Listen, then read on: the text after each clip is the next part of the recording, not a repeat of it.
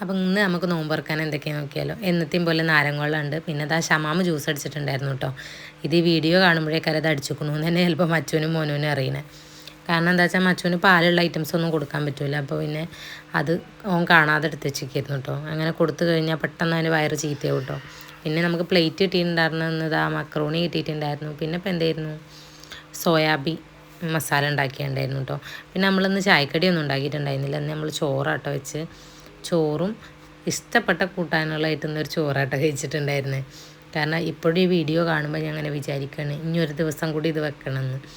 ചോറുണ്ടായിരുന്നു, പിന്നെ നമുക്ക് ചിക്കൻ എന്നത്തെയും പോലെ മസാല ഉണ്ടാക്കിയത്, പിന്നെ മത്തൻ കൂട്ടാനാണ് കേട്ടോ. മത്തനും പയറുമാണ് എല്ലാവരും ഉണ്ടാക്കുക.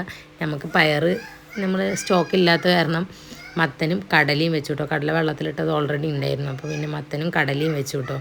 എന്തായാലും ഇപ്പോൾ രണ്ടിനും ഏകദേശം ഒരേ ടേസ്റ്റ് ആണെന്നാണ് എനിക്ക് തോന്നുന്നത്. എനിക്ക് അങ്ങനെ സ്പെഷ്യലായിട്ടൊരു ടേസ്റ്റ് ഒന്നും തോന്നിയിട്ടില്ല കേട്ടോ. കഴിച്ച് നോക്കുമ്പോൾ ഞാൻ വിചാരിച്ചു വെക്കുമ്പോൾ പയറിട്ടിട്ടില്ലെങ്കിൽ രസം ഉണ്ടാവും, പക്ഷെ കടല ഇട്ടപ്പോഴേക്കും ഒരേപോലെ തന്നെ തോന്നിയത്.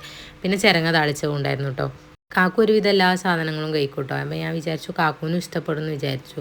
പക്ഷേ ഇത് ഉണ്ടാക്കിയപ്പോഴാണ് മനസ്സിലായത് കാക്കുവിന് മത്തനും പയറും ഇഷ്ടമല്ല എന്ന്.